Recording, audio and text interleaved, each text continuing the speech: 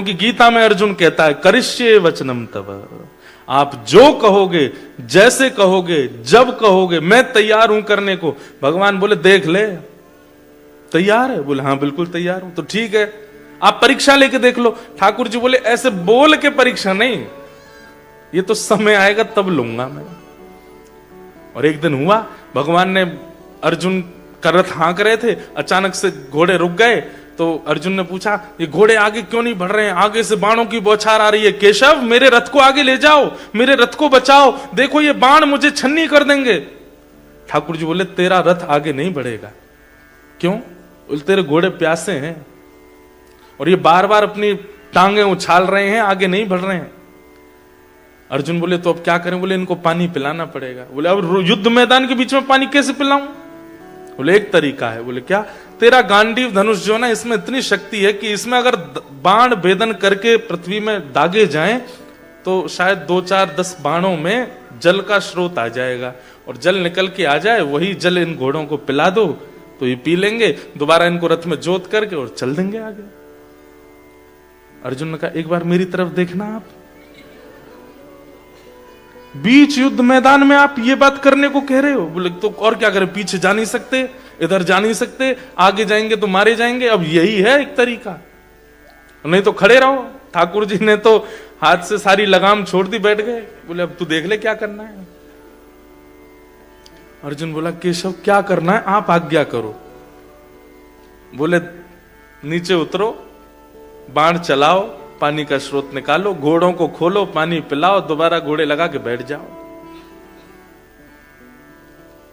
अर्जुन ने दूसरी बार सोचा नहीं, जबकि मोस्ट वांटेड पूरे महाभारत युद्ध में हर विपक्षी योद्धा की एक ही चाह थी, अर्जुन को मैं मारूंगा।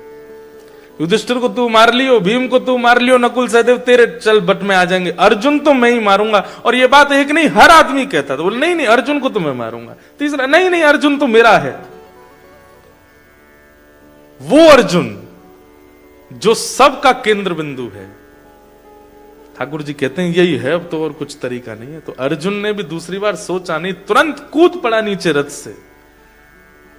जैसे ही बाण निकाल करके धनुष पर दाग करके पृथ्वी में भेदन करने लगा, जल का स्रोत निकाला, घोड़े खोल करके जल पिलाने लगा। इतने में ही ठाकुर जी समझ गए अब अर्जुन तुझे कोई नहीं रोक सकता युद्ध जीतने से, क्योंकि तेरा विश्वास अटल है मुझ पे, तू मेरी कही बात पर दूसरा विचार नहीं करता। और फिर ठाकुर जी ने उसकी रक्षा की। कैसे? जब अर्जुन घोड़ों को पानी पिला के दोबारा रथ में लगा रहा था तो अर्जुन ने विचार किया ये कौरव सब सो गए हैं क्या? इनको दिखा नहीं कि मैं नीचे उतर आया हूं? इनको पता, एक बाण भी नहीं लगा मुझे अभी तक। घोड़े बांधते जा रहा है और पीछे मुड़कर के जैसे ही कौरवों की तरफ देखा तो सब कौरव धनुष बाण ऐसे लिए, आंख खुली, मुख खुला हुआ है और बिल्कुल जैसे मूर्तिमंत स्टैचू की तरह खड़े हैं और सब देख अर्जुन को ही रहे हैं। अर्जुन बोला ये कैसी लीला है? और अब जाकर के जब अर्जुन ने अपने रथ के ऊपर बैठे हुए सारथी श्री कृष्ण को देखा तो ठाकुर जी अभी तक तो द्वारिकाधीश बने बैठे थे, लेकिन अब मदन मोहन श्री वृंदावन चंद बनकर के जैसे ही खड़े हुए, ललित त्रिभंगी स्वरूप धारण किया था ठाकुर जी ने। इतने सुंदर लग रहे थे, इतने सुंदर लग रहे थे कि सारे कौरव अर्जुन को भूल गए, ठाकुर जी को देखने लगे, उनमें ही मोहित हो गए,